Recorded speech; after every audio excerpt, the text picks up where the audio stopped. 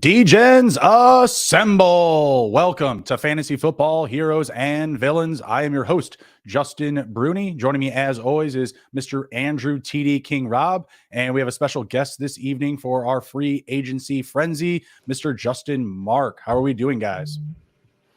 Good, man. Good. As always, love to be back talking some free agency. There's a lot of moves that have been happening, so I'm excited to get into it. Yeah, the craziness hasn't seemed to stop as we keep getting notification after notification. Always exciting time of year. Yep, it is Ian Rappaport, Adam Schefter season for sure. Those guys are keeping busy, and we are all ears and eyes as the NFL is seeing a lot of shifts, especially in the fantasy football stock market. So we're going to be looking at risers and fallers in fantasy football. But before we get started here, we're going to pay a few bills, going to check in on WinBet. The Fantasy Football Heroes and Villains podcast on the Sports Gambling Podcast Network is presented by WinBet.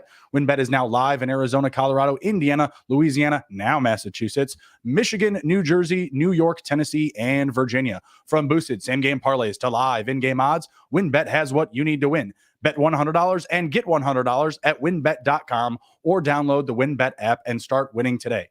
State restrictions apply.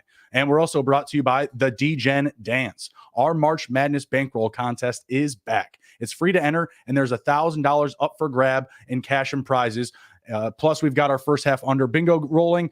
Enter both contests on the SGPN app. All right, guys, we are getting into some free agency frenzy here. We're talking risers and fallers in fantasy football. We want to know if stock is up, if stock is down. Where are we targeting these guys, if we're staying away from them, and if maybe we need some more, dominoes to fall, more details to come before we have a clear idea of the actual situation. So first up, Andrew, Commando fan here. Jacoby Brissett signed a deal. This feels like addition by subtraction, a la Howell's going to be your starter, right? Like this is what this signing really points to, no? Yeah, I think so. It's nice that we brought in, a veteran that is a team guy. I mean, he's always well talked about. I think he's going to be good for Howell, sitting in on the quarterback room, just getting to learn from a dude who's been around the league, and has been around a lot of situations. So I like it for the Commanders, but Howell's definitely the guy. They have to give him the reins and say, like, listen, man, we're going to give you a bulk of the season to prove it to us. So I was trying to think about it today and figure out how many weeks are they truly going to give him. I think that they're probably going to give him half the season. If it's not working out at that point, then make the switch to Brissett and see what he has. But I mean, they draft him for a reason, and it would be dumb of them to, put him on a short leash because, I mean, he's a guy that you invested in, and he played well in the one game that he did play to end the season last year where they beat the Cowgirls. So I like it. It's a good move, and, welcome Brissett. Yeah, absolutely. So, J. Mark, what do you think about Sam Howell's fantasy stock? Would you say he's up in your book? Maybe you're going to hold. You're not that interested with him, being, what it would appear to be the clear guy here with Brissett coming in. Like, I don't think they're going to add another quarterback to compete in this group. Yeah, no, agreed. I think he will get the start, like Andrew said. It's hard to gauge just because we haven't seen a ton of him yet, but he's got a lot of weapons there in Washington. If you think about that receiving core, they're good. So he's intriguing to me, especially because I feel like a lot of people are going to look at him. They're going to think Washington, and they're not going to think about that receiving core that's pretty solid. So it is intriguing to me, especially if you can get him a little bit later, because I don't think he's going to be on a lot of people's radar. Right. Yeah, I think he's going to be a good value in super flex leagues, potentially as like your third or fourth quarterback drafted, depending how, aggressive you are with the position in your draft. But in single QB, I don't think he's going to be someone that's drafted, unless we really start seeing, a lot of nice tea leaves, a lot of nice highlight videos in OTAs and in training camp. But I don't know if that'll be enough to, really get people excited enough to, make Sam Howell top 15 drafted quarterback in fantasy. But I do think he'll be a nice addition in super flex formats, where you're getting a little bit more depth and value out of the quarterback position. Next up, we've got Baker Mayfield going down to Tampa Bay. Him, Kyle Trask, anybody else? The situation doesn't feel good for Mike Evans and Chris Godwin. What do you guys think? Yeah, I think it's okay for Godwin. I don't think it's good for Mike Evans. I don't think either of these guys. Baker's a little bit more of a gunslinger, but I don't think either one of them is going to fully be, have that connection with Evans down the field. So I think it hurts him more than anybody else on the team.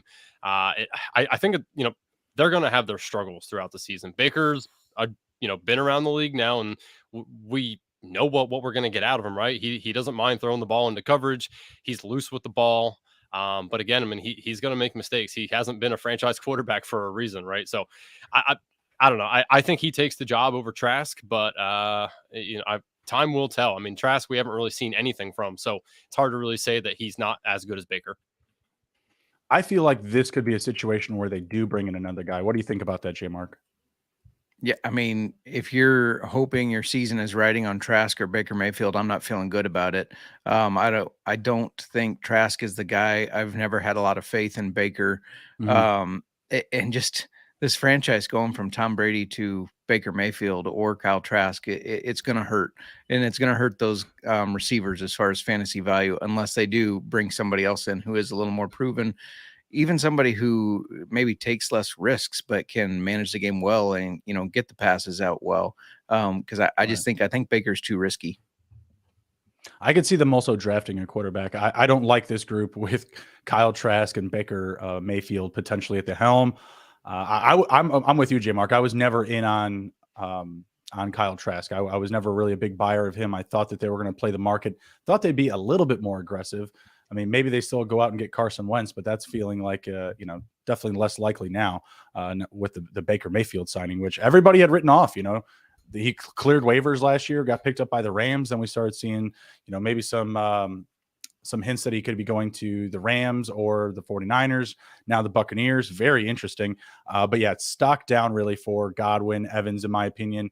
Maybe Rachaad White stays the same, maybe goes up a little bit, maybe a little bit more needy on the run game, on the running back. So not a big fan of this move. I would like to see them maybe attack the position in the draft or, again, just stay in the free agency market because, man, Baker and Trask, that is not exciting.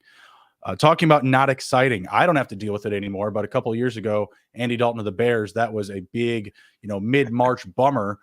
Carolina fans, I don't know what you're thinking if they're going to continue, to find another quarterback in free agency or draft somebody. But, man, I do not feel good about Andy Dalton in Carolina. We also saw Hayden Hurst go there. Adam Thielen is visiting with them today. They've already lost DJ Moore and CMC from last season. Like, I don't know what this Carolina team is going to look like. Are we interested in any of these pieces right now going forward? Oh, Miles Sanders also went there just recently as well. Talk about a ragtag bunch.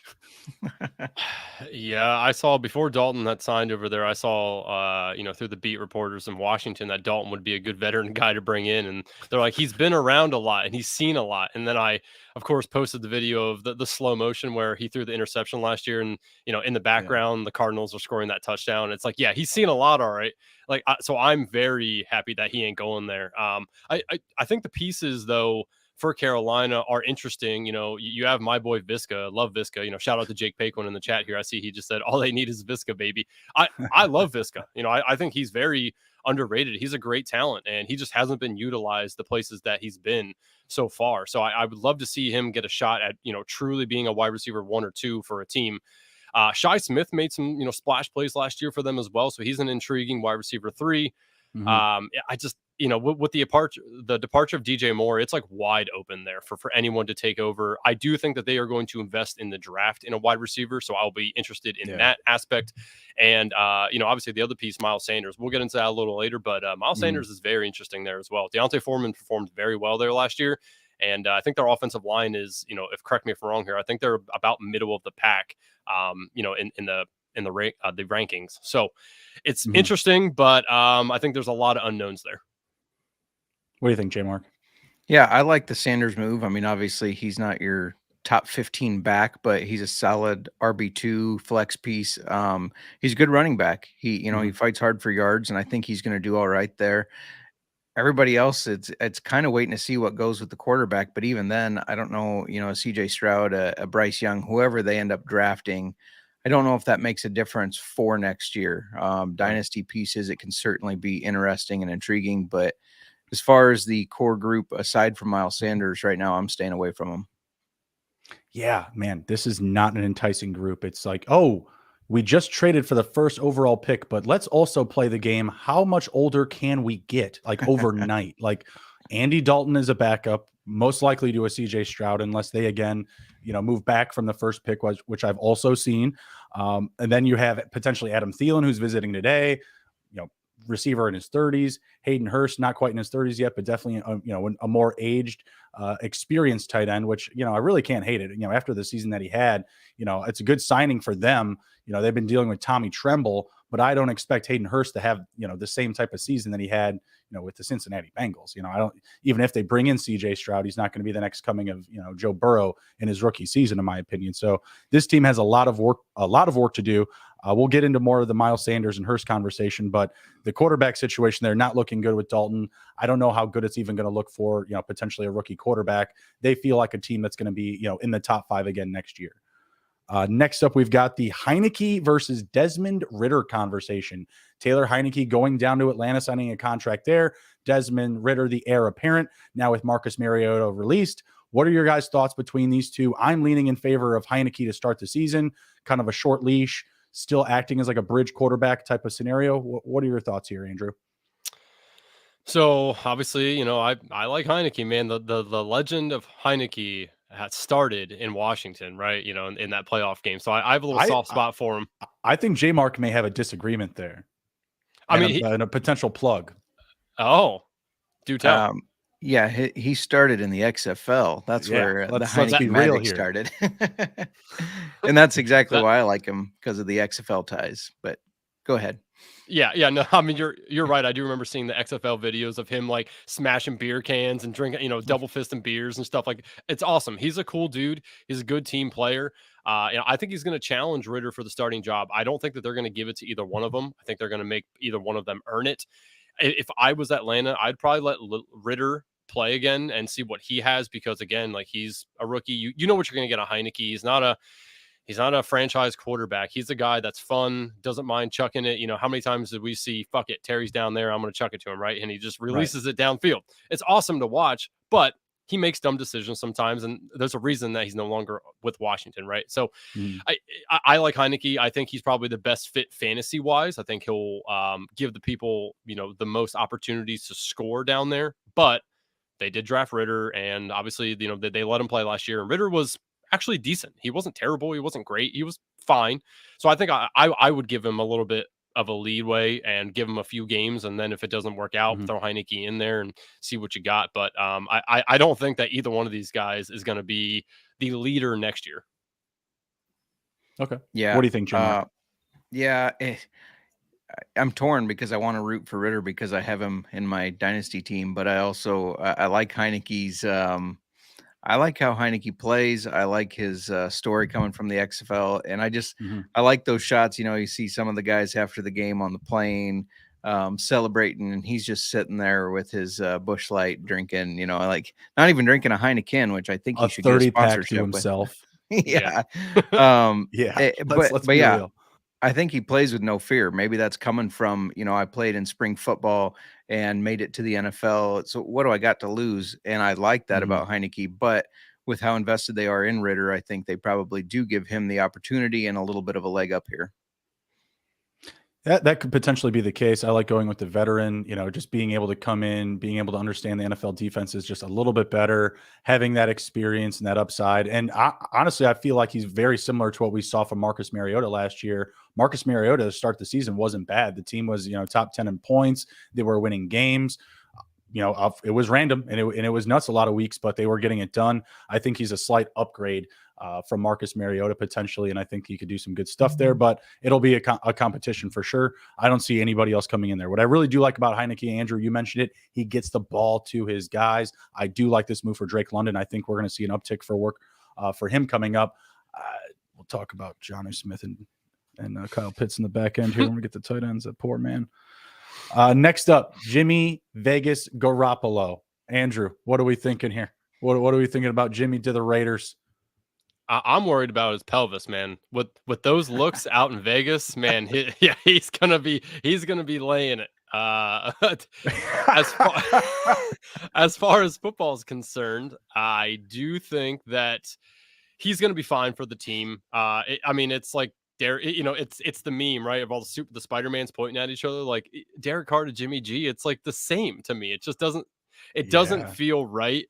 But with that said, it doesn't also feel wrong. It feels like he can get the ball to Devontae Adams, Hunter Renfrow, make some stuff happen there. Jacoby Myers just went there as well. So there's guys around him, and he's a system guy. So I'm really interested to see what the Raiders are going to do with him, what kind of system they're going to put him into run here, and are they going to be as run heavy as they were last year, with Josh Jacobs, or there's a lot of unknowns here, but I feel like fantasy value wise, Jimmy's okay. He's a quarterback 2 for me. He's not going to creep into 12 by any means. So it's interesting, but honestly, I just think Jimmy's going to have fun out in Vegas, man. I think it's going to be a fun time, especially for the memes for sure. J Mark, what do you think about Jimmy's stock and also the weapons around him? Yeah, I mean, his problem is always staying healthy. So of course it rides on if he can stay healthy. But Jimmy G, like I tend to shit on him because he's a kind of a game manager quarterback, but at the same time, he does well fantasy football wise. Like he does all right. So I don't know. This one's tough for me. I think he's going to make everybody around him valuable more than he's going to get value out of this, because he does have that kind of game manager type role that he will get the ball to guys. He's not flashy, but he's going to get the ball to guys. He's going to get them points. So I think it was a good move for Vegas. It was more money than I expected him to get, especially because of how injury prone he is. But yeah, I guess we'll see. And J Mark's wife has a crush on him. That's funny. This is very true. She loves Jimmy G. He's a handsome man. Hey, you can't deny it. He gets it done. He gets it done. I would love that jawline. Put in the old right? gray in there too. He's not shy about being different. Literally taking porn stars out for dinner in public. He just doesn't care. You can't phase this man. Now his downfield ball, not so great though. Love the release. I don't think I love this move for every Raider. I think Devontae Adams is pretty even keel. I think he can have a better season than he did last year with Carr. It was certainly a bigger down season, from the years with Aaron Rodgers. I think he can improve on last year's numbers, but I don't know how much I love this move for Jacoby Myers. I don't know how much I love it for Hunter Renfrow. Sounds like he may also be on his way out. There's rumors that the Patriots could be potentially targeting him in a trade. So how the dominoes fall for everybody else, I don't love. But for Jimmy, it's good. It's pretty unilateral. I don't think he's going to ever finish outside of like quarterback 12 to 15. I think that's kind of a ceiling. And I feel like that's the same type of play that we're going to get from him this type of this upcoming season, I should say. All right. One thing I will add. Sorry, What's just that? One thing to add. I do think Devontae Adams takes a step back from last year, because it seems like Carr he tried to force it to Adams all the time. And Adams is a hell of a player who made the plays. I think Jimmy G is very good at spreading the ball around. So I think he's going to spread it around more, and Adams might take a step back from last year. I agree. Yeah, that could definitely be the case. But last year was just wildly inefficient for Devontae Adams, like target to catch ratio. I think he'll definitely improve on that. So as long as he can move that bar up more, still definitely think he can have more catches, because again, he left a lot of stats on the table for sure. Lastly, just to touch on Sam Darnold and the 49ers situation. Again, they were looking at Baker Mayfield. They wound up signing Sam Darnold. I don't think that this is a wild indication of confidence of Trey Lance. Andrew, after this signing, what are your thoughts about that quarterback room now? They're still saying that Brock Purdy's probably going to be ready within the first 4 weeks of the season. What are your thoughts? I mean, it's Trey Lance's team, right? I mean, they drafted him. Like, am I missing something here? Like, I just don't see, unless he's not ready to go, I don't see why they wouldn't just throw him in there. He's healthy for the start of the season, or not start of the season. After he came back, he was healthy. Still a Brock Purdy show. Yeah, that's true. But Brock Purdy was in a groove, right? I mean, you don't mess up something that's working at that point, right? So I think it's his show to lose when he's start of the season. If he's not performing, I think he's on a shorter leash for sure. With this signing and also with how much they liked Brock Purdy last year, I do think he's on a short leash. But I think it's his team and his team solely in the very first, the very first game. He's going to be the guy behind center. So unless he falters pretty quickly, I think it's his team. What do you think, Jim? For me, maybe it's because I'm biased for Brock Purdy because he played ball at Iowa State, but I've never been a Trey Lance guy. I never thought he was going to be a starting NFL caliber. And I don't think he has it. I really think they made a mistake there. So I think you have to give it to Brock the way he was playing. If they're both healthy, it's going to be a competition, but I like Brock to win this one. Yeah, I mean, Brock's going to be starting from behind for sure if he's returning within the first couple of weeks of the season. But I just don't see Trey Lance living up to his ADP, being the full starter all year long. And again, like, I just don't think that Sam Darnold, or even if it was Baker Mayfield, that's like just not a strong enough indication of confidence to say, oh, yeah, we're moving forward. Lights out with Trey Lance. Obviously they could have, it's not like they signed Andy Dalton. I would have been like, oh, yeah, sure. It's the Trey Lance show for sure. Wheels up, that's what it's going to be week one. But it feels like Sam Darnold could push Trey Lance even to start week one if they're bringing him in. You know what I mean? Like, it feels like he's closer to fighting for the number 2 spot than he is the number 3 spot, given his experience and what I feel Kyle Shanahan could potentially do with Sam Darnold. I mean, you just got Jimmy G paid, that's for sure.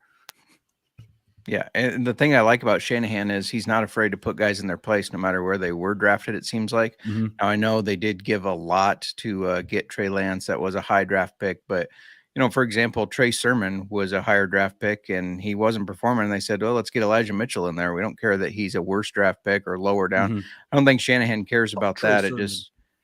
It just matters how much pressure, I guess, he gets from the guys up in the big office of let's play this guy because we spent so much capital on him. Right, exactly. Getting stuck to the name on the back rather than the numbers on the field. Yep. All right, before we move into the running back conversation, we're going to pay a couple of quick bills here. WynnBET is the official online sportsbook of the Sports Gambling Podcast Network. WynnBET is now active in Massachusetts and tons of other states. Be on the lookout for the WynnBET Win Hour each Thursday from 5 to 6 p.m. Eastern Time. During the WynnBET Win Hour, marquee games of the week will have better odds on WynnBET, giving you a larger payout opportunity. And March Madness is here. There are so many ways to bet on the big dance. You can sign up today and receive a special offer. Bet $100, get $100. This is limited to state availability. And of course, for our DGens only, if you hit the biggest long shot parlay of the week, you get a $1,000 free credit. There's so much to choose from, and all you have to do is head over to sportsgamblingpodcast.com/WynnBET so they know that we sent you. Offer subject to change. Terms and conditions at wynnbet.com. Must be 21 or older and present in the state where playthrough WynnBET is available. If you or someone you know has a gambling problem, please call 1-800-522-4700. You asked, and we're delivering. The March Madness contest is back. The DGen Dance, our March Madness bankroll contest, is back for you DGens. Free to enter, and $1,000 in cash and prizes are up for grabs. Plus, we've got first half under bingo, where you can win an SGPN gift card. Enter both contests on the SGPN app. All right, and we're back. We're talking fantasy free agency and fantasy football. First up, Miles Sanders already peeped it a little bit going to the Carolina Panthers. They want to run the ball. That they've made a note about that they want to run the ball, and they want to run the ball with a couple of different guys. Could potentially still bring back Donta Foreman. I believe they still have Chuba Hubbard under contract. Let's assume they do have a 3-man rotation here. What do you guys think about Miles Sanders' prospects this upcoming year? I can't imagine he's going to duplicate the production that he had in Philadelphia. No, I doubt that. I do still think he can be productive there. I would say probably towards middle to back end on the RB2 rankings. Again, Carolina was decent last year running the ball. They had 2 guys who had career days one week. So I think that they have a good scheme to run the ball. Miles Sanders is better than Deontay Foreman and Chuba Hubbard. So I think that obviously he's going to perform pretty well there, I would say. I am concerned that the offense doesn't give him a lot of opportunities to score in the red zone.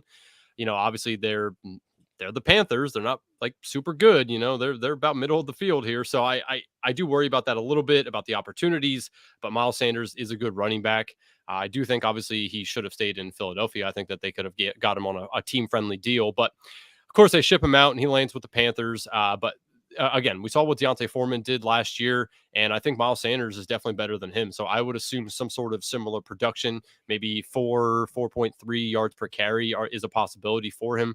So I'm not going to shy away from him, but he's not going to be top of my priority list. Mm-hmm. Yeah, 100% agree. I think he's going to do better here than people are expecting, but I don't know if he will reproduce the touchdown numbers that he did for Philadelphia, right? But I think it's going to be a similar situation where he Kenneth Gainwell and Boston Scott ate into some of his time with Philadelphia. I think he'll have some of his time eaten up in Carolina, but I do think he's going to end up being the top guy in that backfield. And land, you have him right where I have him, kind of RB2 flex numbers. And yeah, so I think it's a good move for Miles.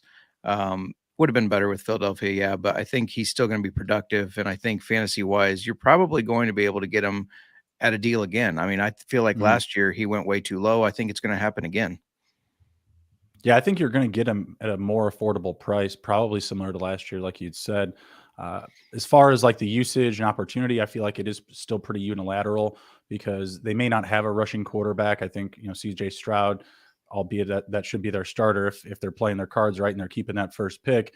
He's going to be more under center. He's not going to be a run first type of guy. They're going to need to rely on feeding the running backs the ball and keeping the quarterback in the passing game protected. So I like his potential upside, but there's not, in my opinion, there won't be any rhyme or reason to his production. We're going to be guessing, who the guy is going to be that week, who's going to be the one to fall in the end zone, until we see an injury or two, or just someone, really outshine the competition there for touches. This next one up here, getting a little closer to home, getting a little personal, touching some nerves today, J Mark. David Montgomery going up to Detroit. I mean, it's a little sickening in the stomach. We have the money to pay him. If we're not on the same page, we're not on the same page. I get it. But what do you think about his prospects going up to Detroit? I can't imagine he's going to be an RB1 standing next to DeAndre Swift. Yeah, I agree. I'm disappointed with the move, especially in our division still. Now we got to face him twice. But yeah, this seems like a step back because he's got Swift to compete with, and Detroit loves DeAndre Swift. So it's definitely going to be a fall for him fantasy wise. Interesting move. I feel I agree with you. We had the money to pay him. I would have rather seen him stay with us, maybe again, because I'm biased because he went to Iowa State. But yeah, interesting move there. What do you think, Andrew? Yeah, I mean, I agree. I think the word is interesting, right? Like it's kind of a lateral move to me. I mean, Jamal Williams was very good last year for them. I mean, why kick him to the curb and bring in David Montgomery? Now, Montgomery, I think skill set wise has a larger skill set, but I mean, around the goal line, Jamal Williams was lights out. If they would know how to utilize DeAndre Swift, then maybe they wouldn't have need to make a move. I mean, it just seems like they're not sure what to do with him. So they bring in, David Montgomery, and they're like, you know what, let's give this dude a shot. So I'm very interested to see what happens with Swift and how they plan on using him, if they even plan on keeping him. But David Montgomery, he could be a very good, running back on this team. And I think that I'm going to like him more than I like Miles Sanders. As far as the situation's concerned. So, but yeah, definitely an interesting move. It seemed lateral to me a little bit. It is an interesting move. You look at the injury history for DeAndre Swift. There's going to be some opportunity there potentially for David Montgomery. I'm going to be interested to see if they draft somebody or add another running back there. You know what? Yeah, he's got to come back through Chicago 2 times, but we also grabbed Tremaine Edmonds and TJ Edwards. So good luck, buddy. Good luck, pal. It's not going to be as easy as it was last year. That's for sure. The practice squad's going to be looking a little bit different, bud. So, good luck to you. But yeah, we'll bring the heat when we come back around. Don't love the move for him unless he's going to wind up getting the touches. We saw that the Lions obviously know how to use the running backs. They just, J Mark, you used the word love for DeAndre Swift. I don't know if that's the adjective, bud. They were loving Jamal Williams this past year. Definitely not DeAndre Swift, but it'll be interesting to see how the usage for those guys is split. I have to imagine it's going to be pretty close to 50-50. It's about as close to 50-50 as you can get unless we see them add another mouth to feed. Jamal Williams is up next. He goes down to the Saints. This is a very interesting move. I think it makes his value pretty unilateral because he's still going to be sharing the bulk of touches with another running back in Alvin Kamara. But we have the potential looming suspension of Alvin Kamara. Maybe he misses 4 games. Obviously, he's another year older. He's been a shell of himself as of late. What are we thinking on Jamal Williams? We'll start with Andrew. Oh man, I would have preferred him to stay on the Lions. I won't lie. I get that. I like that too. They knew how to use them. Yeah. I think it's fine. The Saints have the Saints have produced two good running backs in the same year. The Mark Ingram, Alvin Kamara year. So can it be done? Yes. Now that was a different regime, different scheme. So I completely understand that's regimes not in Denver now. I say it's not what what we're looking at here, but. I do think that he Right. can be utilized very well here. He's a team player, right? That's what everyone always talks about, how much they love him and how much of a passionate football player he is, right? So if he can get that in, the Saints locker room, then I think he's going to be fine. It's if they don't really utilize him a whole lot, kind of give him a couple of handoffs here and there. Like if he's not really feeling the team aspect, I think he's going to more or less shut down, right, a little bit. And now granted, he's a good football player and he runs hard and does all that, so I think that he's going to be fine there, but he's definitely moving down my rankings a little bit. Now with the caveat of depends on what happens with Kamara. If Kamara is out 6+ games due to suspension, yeah, then Jamal Williams is going to move up my rankings a hefty amount, I think, because he's a guy that can carry a bulk of the workload. So really for me, as far as ranking him, it's really going to fall on what happens with Kamara in these next couple months. Yeah, that's fair. Yeah, 100% agree. Just because of that, because there might be a looming suspension, I am grabbing him in a couple leagues if I can, especially if it's later on, just because of the upside. There is a lot of upside there, right? So if he's somebody that you can, if it makes sense at the time, he's somebody I'm grabbing. But obviously, I agree with you. He had more value in Detroit, fantasy wise. Yeah, I think he's going to get that sporadic usage, but that offense, again, this is another example of just no rhyme or no reason. They're going to have Taysom Hill. They're going to have Alvin Kamara, Jamal Williams, Derek Carr, huge wild card at quarterback. You have Michael Thomas coming back there. We're expecting, another step forward for Chris Olave. They re-signed Juwan Johnson. There's a lot of mouths to feed there. I'm not sure, what this move particularly does to everybody else's stock. I would assume, touchdown exposure, definitely going to be more so down now for Juwan Johnson, Taysom Hill, and Alvin Kamara. They're key red zone threats at this time. Maybe even Michael Thomas. Next up, we have Ezekiel Elliott getting released by the Dallas Cowboys. What are your guys' thoughts about Zeke? Where is he going to land? And who else is going to come into Dallas? Because I can't think that it's just going to be Tony Pollard. They got to add somebody else. I don't even know who else is rostered there now that I think about it. Justin, why don't you take this one first, because I hate Zeke and the cowgirl. So my bias is going to show through here. No, I think it was the right move for Dallas, because when you watched last year, Tony Pollard was the better running back.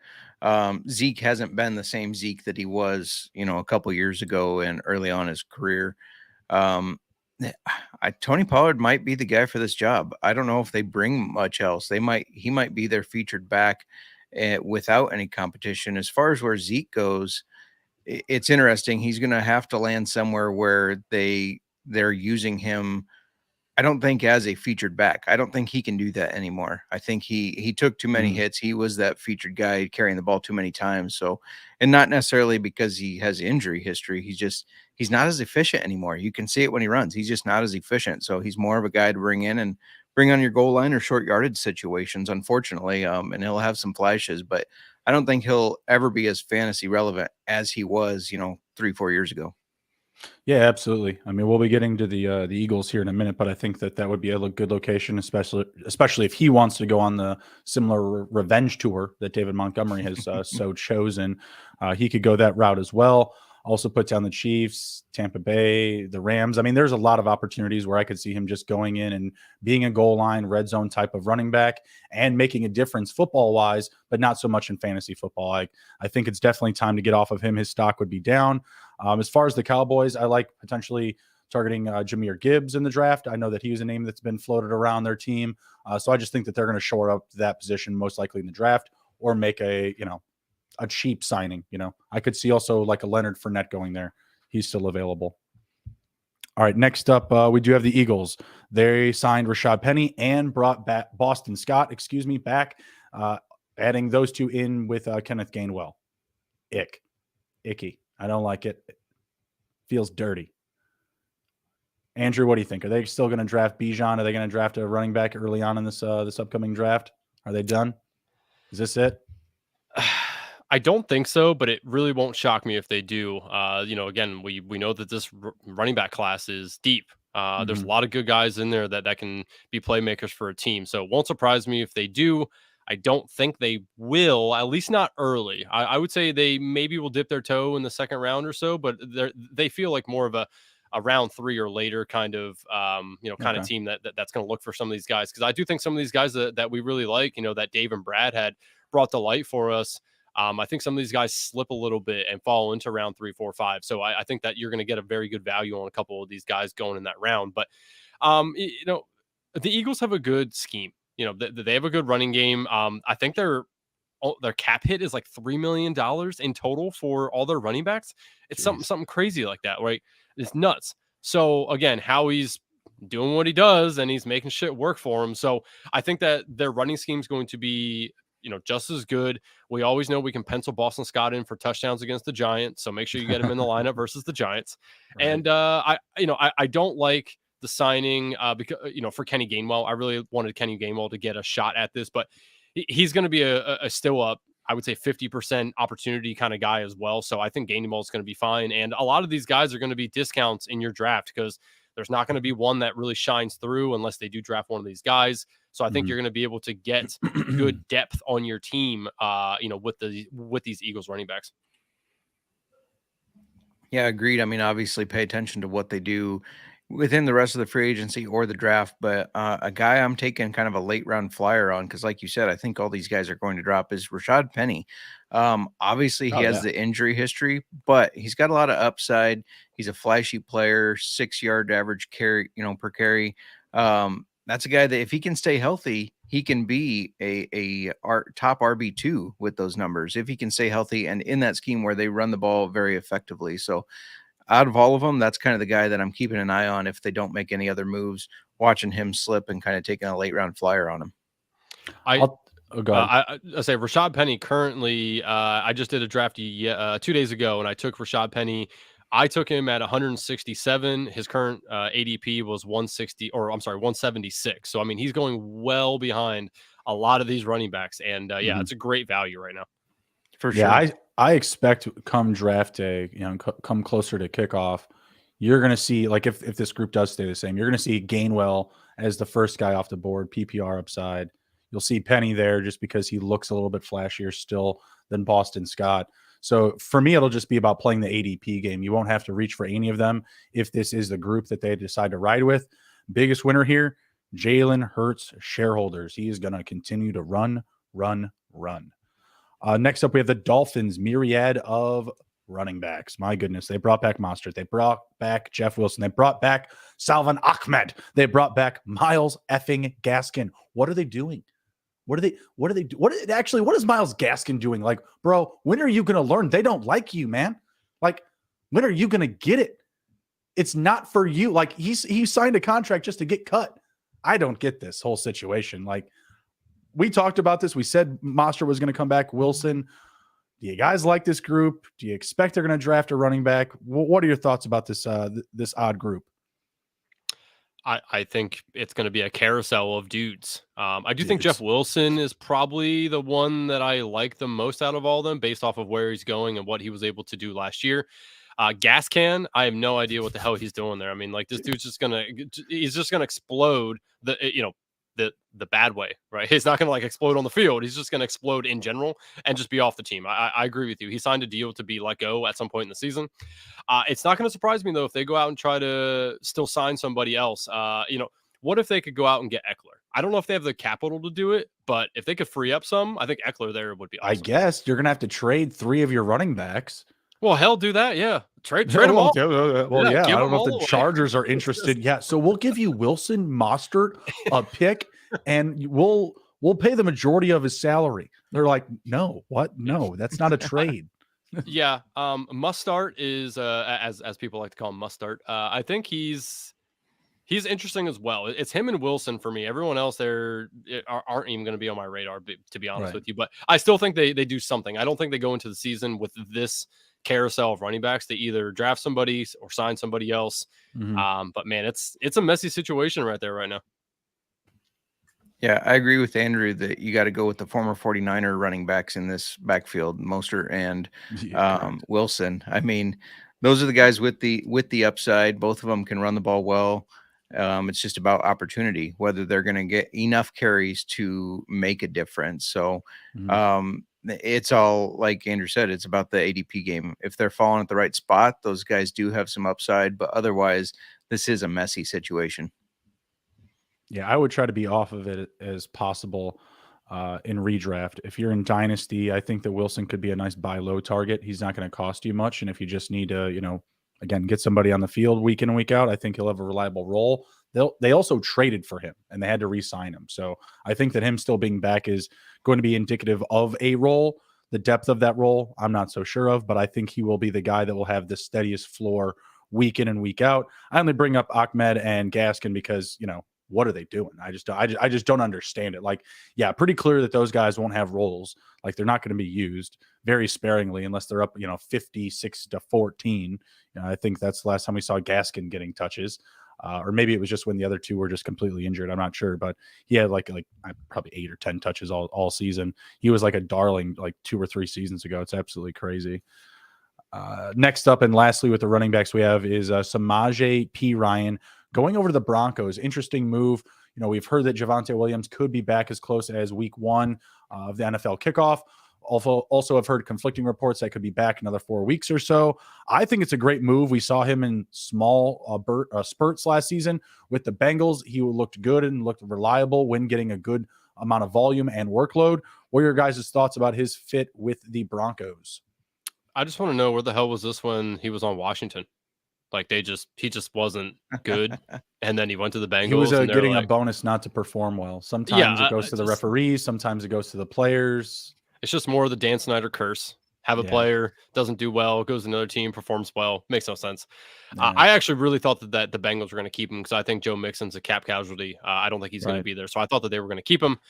Obviously, that did not happen. So I think it's good for him to go there because I'm of the assumption that Javonte Williams would not be ready. I mean, if you look at his injury, what he did, the time frame for him to come back is not the start of the season. I mean, it wasn't an isolated tear. He fucked his whole leg up, right? Like, it was bad.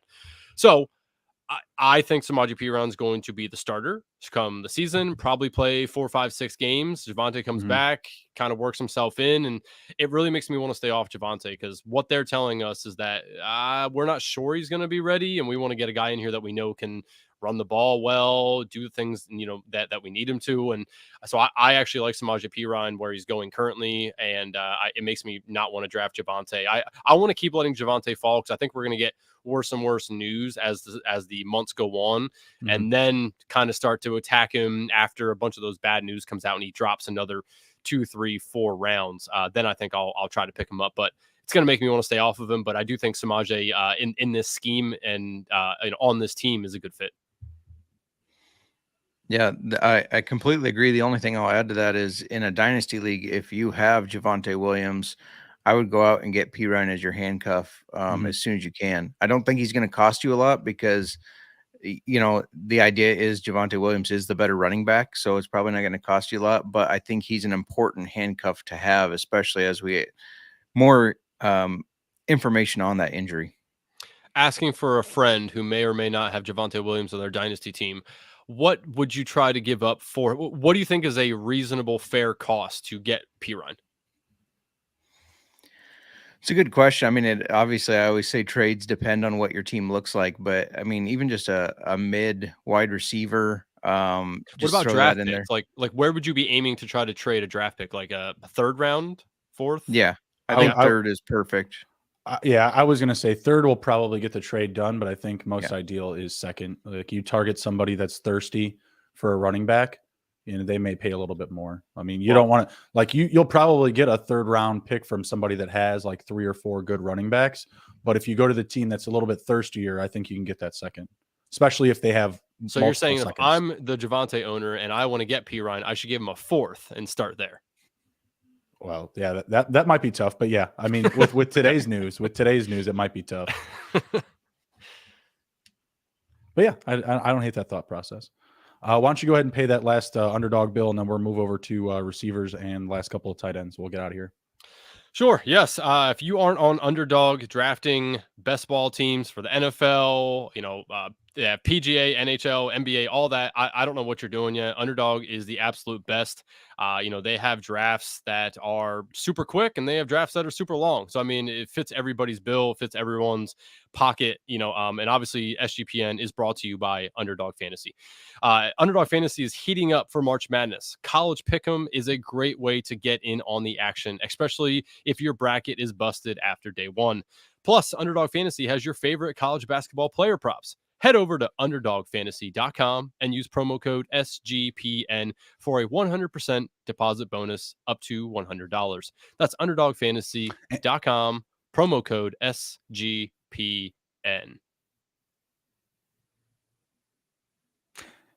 And be sure to download the episode on Spotify, smash the like button on YouTube, and give us a follow on Twitter at SGPN Fantasy. Live update here. Alexander Madison was signed to a 2-year, $7 million contract with the Minnesota Vikings. They are bringing him back. Any tidbits there for Dalvin Cook? They've been talking about moving him. They're going to move on with Madison or Dalvin Cook? What do you guys think? It's a tough one right now. I want to say they're going to keep Dalvin Cook, but I don't know. The more and more I read into it, it really seems like Dalvin Cook kind of wants to leave. So I'm not sure. I did see James Cook of the Buffalo Bills tweet at his brother Dalvin and say, "Be cool if you came over here and joined us. That would be very interesting. I would love to see that as a NFL fan. I would love to see that. As a fantasy fan, I would not. But I do think Dalvin probably stays with the Vikings. If not, though, Alexander Madison right now, his ADP is very, very nice. So if you're doing any Underdog best ball fantasy drafts right now, Alexander Madison's a very good get in the later rounds. I like that. What do you think, J. Mark? Yeah, I think they keep Dalvin Cook, and I think they use Alexander Madison more. I think you start seeing more of a split, maybe even a 50-50 split here, which, of course, fantasy-wise is bad for both. Right. But I think with how Dalvin is getting older and them wanting to maybe keep him a little fresher, and Alexander Madison obviously showing flashes of being a capable running back, I think you're going to get more of a 50-50 split here. I've never been a Madison fan. I've been on record on that many a time. Just never been that high on him. I mean, we've seen the flashes, but it's always been in short spurts. Has the size, has some athleticism for sure, but I just don't know about how I feel about him about being like 250 ball toucher. Doesn't do it for me. Dalvin Cook, love him on a lot of different teams. The Dolphins, the Bills, yeah, both great. Come down to the Bears. Right now we still need a running back. That'd be just fine with me. So, you don't think Travis Homer's the guy? He's not. No, that's not the answer. He didn't make the cut. He didn't make this list because I'm not talking about that. We've made lots of good moves in Chicago so far this offseason. I don't need to talk about the one bad one. Okay, so I've earned that. But no, I think he'd be a great fit in a lot of teams. But I'm with J. Mark. He probably just winds up back with the Vikings. It's probably just some flash, trying to get that extension, just trying to, not go easy into that cold contract. All right, receivers here. We'll go through these a little bit quicker. Juju Smith-Schuster going to the Patriots. I don't love this right now, but my thoughts are that the Patriots are still in on the Lamar Jackson sweepstakes. What are you guys' thoughts about Juju Smith-Schuster? Hard to get them confused, right? On the Patriots, who's who. What do you think about his prospects right now with Mac Jones going forward? I mean, it's an okay situation for Juju. He's clearly the best guy there currently. I do worry though about the pass volume. I also worry about Mac Jones just sucking again. And I worry about the play calling. So the trifecta of worry makes me really not want to draft Juju. Right. For me, it's really going to depend on cost. On draft day, where is he going?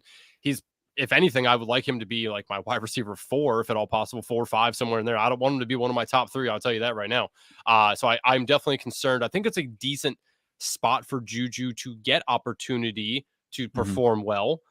But again, we saw last year the play calling was not good, and the opportunities in the passing offense was not all there. They are conservative. They want to play good defense and run the ball with Ramondre Stevenson. So I worry. Again, this is really going to depend on the cost of him, and I'm going to steer clear in best ball drafts currently right now because Juju, again, his ADP was reflecting that he was going to be on the Chiefs. That's obviously not the case anymore, so I'm going to stay away for now and see what happens with it. But I do also worry the Juju and Bill Belichick connection here. Like if he's out there trying to do these damn TikToks, Bill Belichick is going to kill him. So I'm worried that his personality is going to shine, and Bill Belichick is going to be like, no, he don't want none of that. Juju's going to get pissed off that he can't be himself and he can't have fun and all that, and then he's just going to shut down. And I could be totally wrong on this. This is just when I think about Juju with Bill Belichick, I think about like a adolescent kid with a very conservative dad, and the dad's like, I don't want none of you right now. Like I don't got time for you.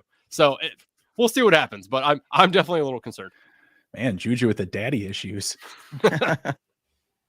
Yeah, I like that comparison. I know Patrick Mahomes spread the ball around a lot for the Chiefs, but going from Patrick Mahomes to Mac Jones is not encouraging fantasy football wise. The only guy I want on this Patriots team right now is the guy that Andrew mentioned, Ramondre Stevenson. I think the offense runs through him. That's the only one I'm looking at right now. Juju probably will be the wide receiver one, of course, but with Mac Jones thrown to him, I just don't have the confidence in that of being a solid fantasy piece. No, I completely agree. His stock is absolutely down right now. We could see an aversion of that if they make a move at quarterback, which I think that they are still alive in. They are not a team that has turned down the Lamar Jackson sweepstakes. I could honestly, right now, the way that they're talking, we could see them move a second round pick for DeAndre Hopkins, add him with Juju, and then give up those 2 firsts and sign and trade for Lamar Jackson. Not very Patriot way like, but when you're in the hole, you're in the hole. You got to get yourself out one way or the other. So 8 minutes ago, speaking of the Patriots, they did just sign James Robinson. Oh, just putting that out there. I'm not saying that it's good or anything. I just saw it when I looked at Ramondre season over. I mean, it could hurt Pierre Strong. Just saying, but that's yeah. I mean, I guess the writing's on the wall for Damian Harris. Good luck, buddy. Next up, I know J-Mark's answer here. This is an absolute riser from 6 to fucking midnight. DJ Moore going over from Carolina to Chicago. J-Mark, you take it away, buddy. I'm as hard as a rock right now. Now, I don't want to give a shameless plug here, but we talked about this on Old Fashioned Football last night, and my wife guaranteed DJ Moore would be a top 15 wide receiver. Yes. I'm inclined to agree with her. I think, we saw Josh Allen struggled his first 2 years. They add a good playmaker at wide receiver like Stephon Diggs. Those two lighted up. Jalen Hurts struggled. They add AJ Brown. Those two lighted up. I think DJ Moore is the guy in that situation for Justin Fields. I think this helps him take that step forward in the passing game that everybody thinks he lacks, though I do think a lot of it was the offensive line and the receivers around him. And yeah, I'm going all in on DJ Moore. Of course, I'm biased because he's a Bear now, but I think this is a great move going from Baker Mayfield, Sam Darnold, PJ Walker to Justin Fields. Absolutely. His stock up, in my opinion, going from the situation that was the Carolina Panthers. They were a good running team, but we are the reigning rushing champs from last season. We have Justin Fields that will take a step forward. I mean, Justin Fields, I'm not saying, he's Patrick Mahomes, but I mean, he's not a gumpster trash quarterback like Daniel Jones. I mean, if we want to get into some slander, I mean, that guy's just absolutely terrible. You know what I mean? So we need Kramer. They added to help him. They added to help him out, which is the biggest thing, which I absolutely love. They also added, an offensive lineman. I still don't think that they're done it with running back. I think this is going to be a great offense. They may even add another receiver, but right now, the way that they have it, DJ Moore, Chase Claypool, Darnell Mooney, you got to be feeling pretty good about that. I think he's definitely going to be a highlight in the offense. Give me, 1,300 plus receiving yards, right around 100 catches, and probably around 4 or 5 receiving touchdowns. Let's ride. Yeah. Yeah. I mean, as the only non-Bears fan on the pod here, sure, bring us back down to earth. That's all right. I'll speak just a little bit more realistically. The issue I have with everything that you guys said is what you feel he can do. You just said you feel like he can be around 100 catches. Well, that right now is about 30% of all the attempts you guys had last year. You had 377 attempts. Okay. So That that's sounds about right. 30% sounds like a Brandon Marshall Well, season if I've ever heard it. yeah, Brandon Marshall okay. was commanding 33% from Jay Cutler. Yeah, that's Sounds good to me, attempts, brother. not receptions. You're saying 100 receptions on 377 passes. That's gonna be really fucking hard to do. I'm not gonna lie to you. That So would be if that would they be can, difficult. That would be if they difficult. can bump up those rookie numbers to, maybe closer to 480, somewhere in there, another 100, Right. pass attempts, that's probably Mhm. where you want to be at to get DJ Moore to where you guys are talking about. Key note of our passing offense last season, Cole Kmet. Cole Thomas Kmet, if that's even his real middle name. He led the team in receptions. He's terrible. Hey, he's not terrible. This is why you get DJ Moore. I agree with Andrew on this one. He's Yeah, not I terrible. like Cole Kmet a lot, actually. I do too. I took him. He was like my second most exposed tight end last year in best ball. I love Cole Kmet. He's great. Everyone was really high on him last year. I was high on him last year. Look what he did to us. Look what he did to. Oh, yeah, he led his team in receptions. That's right, Justin. That's right. Dude's a dog. He let him off the hook because he did okay. He's athletic, right? It's just they just didn't use him enough, and it just. So the whole Bears offense, passing offense, was just a kind of a letdown as far as what they wanted to do and what they did. So if they can bump that shit up a little bit, I think DJ Moore is right in the realm of where you guys talking about wide receiver 15. I think he's going to finish between 15 and 20. So I agree, on that aspect. I am a little concerned because we saw last year Justin Fields threw some balls into some offensive linemen's backs and kind of threw it down. And it looked like sometimes he didn't have a full grip on the ball. So I'm a little concerned there. But as J. Mark alluded to, you get good quarterback play when you get the quarterback a very good wide receiver, i.e. Hurts and Brown, right? So I think DJ Moore has the ability to get Justin Fields to that next step. It's will the offense allow it, and can Justin Fields make sure that he's not pissing down his leg come week one and realizing, all right, I got a lot of pressure here. They gave me weapons. I need to make it happen now. So we'll see. But I do think DJ Moore definitely is up, up in my rankings. I think he jumped 6 spots in my rankings. So I do like him a lot more now, but it is concerning just that the Bears offense as a whole was as it was last year. Sure. Not a pass heavy offense. We were run the ball first, best rushing team in the NFL, but you don't go out and get DJ Moore to not use him. You don't keep the Ferrari in the garage. We're going to be going full, F1, if you will, like your boy Terry McLaurin, not a great quarterback, still manages to get all those yards, all those receptions. So I see a similar situation there. And by the way, those throws into the back of the lineman, the dude couldn't get to Mississippi number 2 before he could make a throw. All right. It'd be like 1 Mississippi. Oh, I'm dead on my back. 1 Mississippi. Oh, I'm dead. No, very true. The help is here. All right. Next up, Adam Thielen potentially to Carolina. Would this move move him up your board, down your board? Should he go somewhere else? Andrew, go. I mean, he's always a move down guy for me. Adam Thielen's on the wrong side of 30. He's a little overrated in my eyes. He's a good touchdown guy, right? Like I can't deny that, but he's just not there to make the quarterback better, right? Like the quarterback is going to make him a little better. So if he goes to the Chiefs, I will like him.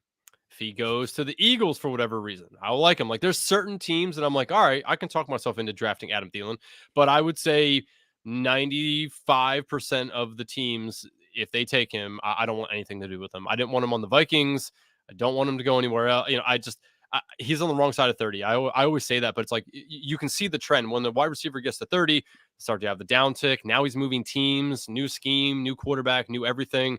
I don't really want a whole lot to do with him. No offense to Adam Thielen. I know he's a friend of the podcast, but he's just not my guy. He's just not going to be my guy unless he goes to the Chiefs. That's the only I'll enter the twilight zone where my love for Patrick Mahomes and my hatred for Thielen will collide, and I won't know what to do other than draft both. I was a fan of Thielen, but he's become more and more touchdown dependent each year. Add in that he's had some injuries off and on because he is getting older. This isn't a great move fantasy wise for him. It might be a good move for him to get in there, get around a young group of guys and help the team weather the storm of getting a new franchise quarterback and everything. But fantasy wise, I don't think it's a great move. Yeah, I don't love really anywhere he lands. Even if he goes to the Chiefs, I'm assuming they're going to add another playmaker on top of Travis Kelce now that they're losing, Juju Smith-Schuster. So I just imagine he would get buried, in the priority list there. Carolina, don't love it. Going to get C.J. Stroud probably as his quarterback. Wouldn't love him with a rookie quarterback. Would prefer a gunslinger, similar take that Andrew had there. Allen Lazard and Aaron Rodgers stack moving from the Packers to the Jets. Andrew, what are your thoughts about this tandem move trade, however it's going to go down when it actually happens? What are your thoughts about Rodgers stock, Lazard, and also Garrett Wilson and company?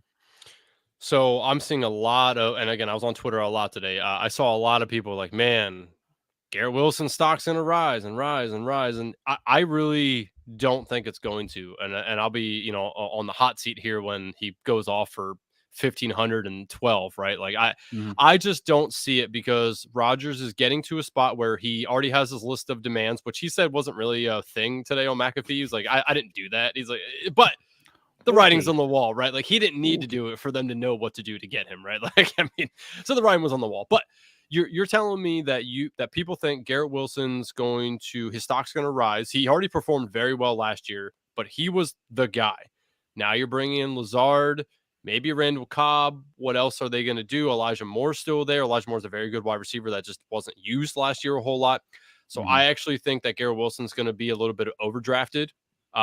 In my eyes, I probably won't get a whole lot of him. I just don't want to take him where he's going around other guys that I believe in more. And I think he's going to do well, but I think like last year, I'll give you an example. Gabe Davis last year and Deebo Samuel, both these guys, perfect examples, were being overdrafted in my eyes. Didn't take them. They didn't really perform, now Deebo got hurt, so I don't want to take the victory lap on that, but Gabe Davis didn't, and he just was boom or bust, right? Like there's a lot of these guys that are going up there that will have really good weeks and have a good season, but not at where they're being drafted. You need to remember that when you're drafting, look at value and look at where you think that they can finish. So, for example, if Garrett Wilson's going as the 8th wide receiver off the board, do you think he can finish there? If not, then what's the point of really drafting him there? So it's right. I think he's going to be a little overdrafted. I think it'll be a good season for him, but I think he's going to be overdrafted. I would much rather just still take Elijah Moore or even Allen Lazard at their current cost. I tend to agree. What do you think, J. Mark? Yeah, so as an avid Aaron Rodgers despiser, I would just like to say I thought it was quite funny on Pat McAfee. Maybe I'm reading into this because I don't like Rodgers, but it was funny that he said, I don't have any idea what they're talking about with this list. I love all those guys on the list. I don't know who's on the list. He went back and forth on whether there was a list or not. Allen Lazard's best, I didn't realize it was a career year for him last year. And he didn't seem like he was all that good. He didn't stand out to me. Now I think he's around some more talented players with Wilson and Moore. I think they're all going to get fed. Maybe Cobb, maybe Odell Beckham, if we buy into the fact that there is this list that that Rodgers wants to play with. So, yeah, this for me, I'm staying away from probably all the Jets receivers. I know Aaron Rodgers can get it done on the football field, but I think he's on the backside of his career. Obviously, he's trending down, and I don't think he's going to make these guys better, fantasy football wise. So I think this is a team that's set up to run behind Breece Hall and kind of go from there. Everybody else is going to have mediocre numbers. Do you guys think, I want to bring one thing up real quick. So I was thinking about it, right? Aaron Rodgers isn't a guy that really likes to get into the whole media thing, and he doesn't really like people downing him and clowning him in the media, right? He's going to New York City, where they are going to eat him alive for different shit, right? I wonder how well he's going to perform mentally there, right? Like he's very much a guy like, hippie-esque, let's go underground and vegetate for 5 days without light. He has the ultimate hype man / like just security blanket in Gary V. No one's going to touch him. What are you talking about? That is true. I mean, true. Like, yeah, Gary V's gonna be Gary V will end you in Yeah. New York business making if you go at his quarterback right now. Like he will blackball you. You'll be on every whatever blackball list. No more interviews. No more meetings. I don't know. I didn't see him out there helping Zach Wilson out by any means. Zach Wilson, Aaron Rodgers. I mean, I'm a Bears fan, and I know that who's father and son there. Yeah. But it was just something I thought of today. I was like, man, you know what? I don't know if he's going to perform very well mentally up there. Once they start clowning him, he's gonna shut down.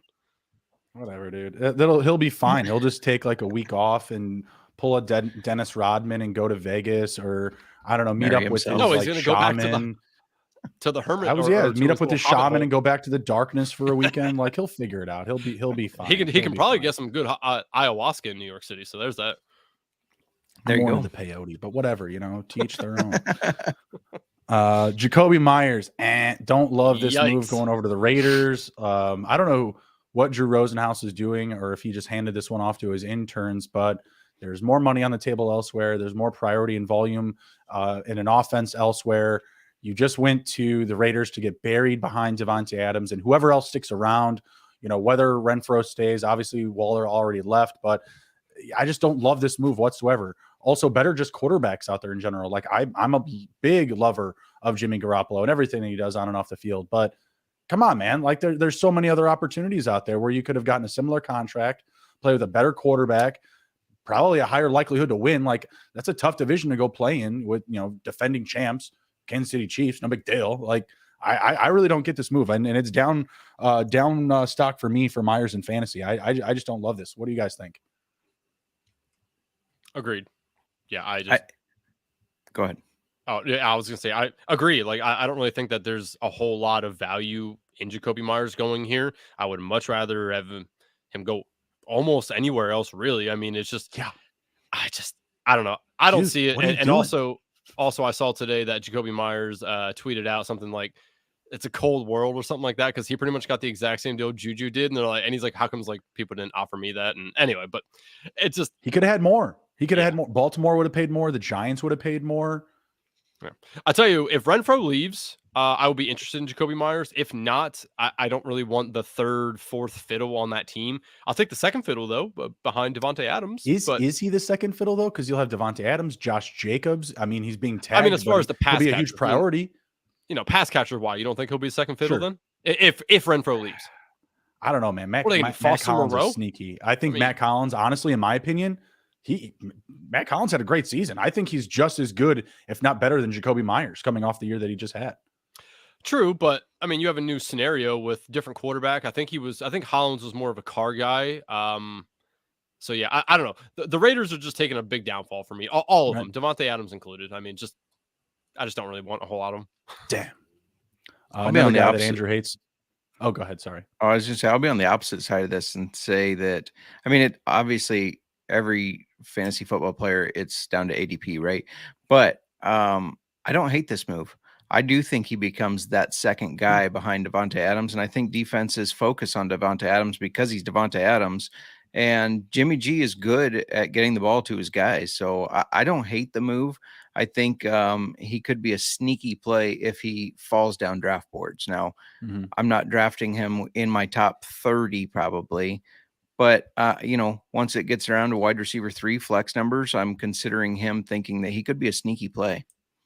Yeah, I like this for a football move, just not for fantasy. I think it makes the team better. I do, especially if you do keep more of these guys and you have a deep wide receiver group for Jimmy. That's a good situation, but I just don't love it for fantasy. And he's going to be a very similar play, I think, week in and week out. No rhyme or reason, boom or bust. Next guy up here we have is Michael Thomas. Not great. I was drafting a lot of Michael Thomas in best ball, hoping that he was going to land on another roster. I have put a full stop on that strategy now that he's coming back to New Orleans. Another move I just do not like. It's crowded. We already mentioned all of those potential red zone targets, let alone Chris Olave, the uncertainty at the quarterback position with Derek Carr. Man, Michael Thomas, what are you doing, man? I don't love it. What do you guys think? Go ahead, J-Mark. I'm just no longer a believer in Michael Thomas. It's just too hard to get behind until he proves me different. Just not a believer. No, you're taking that victory lap. I see you over there with your little. Oh man, I'm so excited. Yeah, fully agree. I'm not a Michael Thomas guy. You know how I feel about him. I think he just quits on the team, and he just is an all about him kind of guy. Now, granted, what he just did to stay with the team makes me think otherwise a little bit, but still, he's still Michael Thomas. I mean, he's going to step out in the field, hurt his toe, and be out for like 4 years again. So I don't want any part of him, to be fully honest. If he plays, I mean, I think that he'll have a role. It's just if he plays. If he's actually on the field and he's healthy this season, I think he'll have a role. But again, No rhyme or reason. This will be a huge boomer bust scenario, but I'm in the group that he's going to be healthy this year. We'll see what happens. Oh yeah, well He'll that's be- fine, man. I see you. I see you, Duncan. I see you, Duncan. All right, let's go through the tight ends pretty quick here. We already kind of touched on Hayden Hurst. We're not too excited about it. So Darren Waller with the Giants.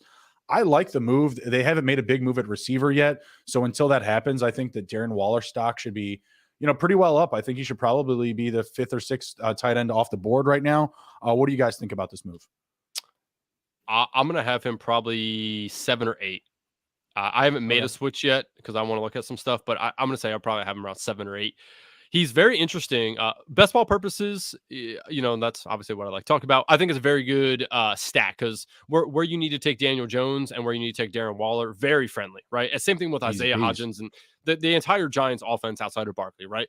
So stacking wise, it's awesome. As far as redraft's concerned, it's not somebody I'm going to add to my priority, but round 7, 8, 9, somewhere in there, if he's hanging around, I'd probably give him a shot there. I think that the tight end can be valuable here due to the fact of the lack of wide receivers that they have here, right? So it's really going to depend on what they do with the wide receivers.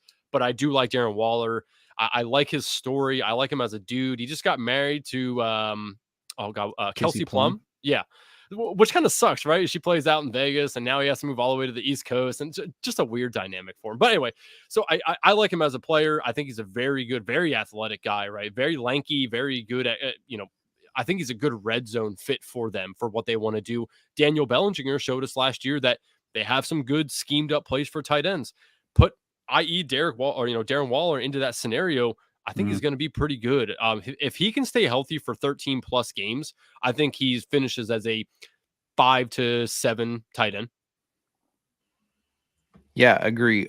Is he going to be a top 5 tight end ever again? I don't think so, but he'll definitely fall in top 10, I think, if he's healthy, because he is an athletic guy. He's entering a New York Giants offense that has limited options as far as pass catchers go so far. If anything, though, I think this helps Dan Jones's value, which, I mean, remember, Dan Jones finished as a top 10 quarterback somehow with a revolving door of pass catchers.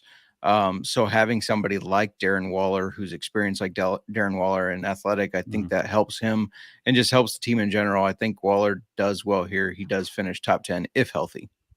Yeah, he should definitely help Dan Jones because Dan Jones is a fraud. So that'll definitely help his stock for sure. I think it's a good fit again, just based off of the need. They've needed someone since Evan Ingram, at least since Evan Ingram was good. He was there a few years, and they didn't need somebody, but they needed to correct the situation. But yeah, past couple of seasons, they've definitely had that need and thirst for a tight end. So I like it for that purpose. And again, if they don't sign any major names at receiver, I think that he could have a reliable role. But could have some highs and lows, playing with, just a trash bag quarterback and Dan Jones. You don't know what you're going to get there. Last up we have is Jonnu Smith going down to Atlanta, trying to disturb the peace that is Kyle Pitts' progression. I don't love it for Pitts.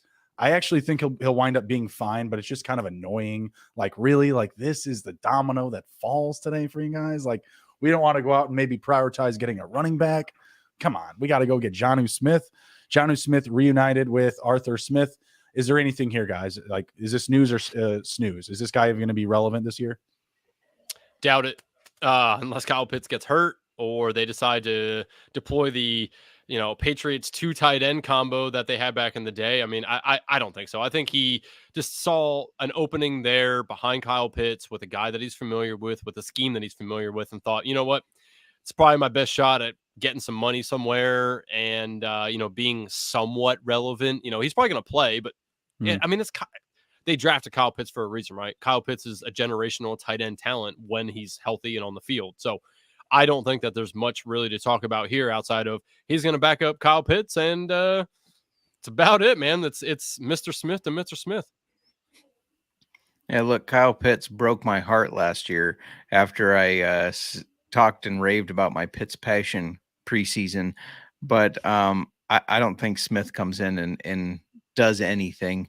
It's a great play for them as far as depth and him knowing Arthur Smith's scheme. But beyond that, I don't think that this is relevant as far as fantasy goes. I wouldn't actually hate taking a couple of shots on him, like with the last pick in some best ball drafts, because I think that Arthur Smith will scheme him up for some random touchdowns. That was kind of the MO in Tennessee that got him the deal in New England. He was kind of being used as like a slot receiver, even getting carries at times in the red zone. So yeah, I don't think it's going to be much as far as like season long or like, someone you have to invest in dynasty or, really make any moves on. But I do think that Arthur Smith will scheme him up. He'll get him some clever touches and some touchdowns that'll really piss us off. Oh, Tyler Algier anytime touchdown goes to fucking Johnny Smith. Great. Thank you. Perfect. All right. J Mark, really appreciate you coming on to Fantasy Football Heroes and Villains. Thanks for having having a good me. show, long one and a good one. Andrew and I will be back this Friday night for another live best ball draft. Let the smoke settle a little bit on free agency. Let the dead body roll around a little bit before we really dive in. So really appreciate you riding with us. Be sure to like the video on YouTube, download the episode on Spotify. Gentlemen, do you have anything to share before we go? I'll let the guests go first. Thanks for having me. If anybody's interested in checking out Old Fashioned Football, launch onto our feed 4/4. We have a big guest coming up, surprise guest. So yeah, check us out. And as always, friendly reminder, if you haven't already liked this video, please do so. If you're on YouTube, subscribe, smash the subscribe button, hit the notifications so you do know when we go live. And if you're a audio listener, make sure you leave us a 5-star rating and review. Let us know, how we're doing, and appreciate everyone joining us. Take care, be well, be good. If you can't be good at it. See ya.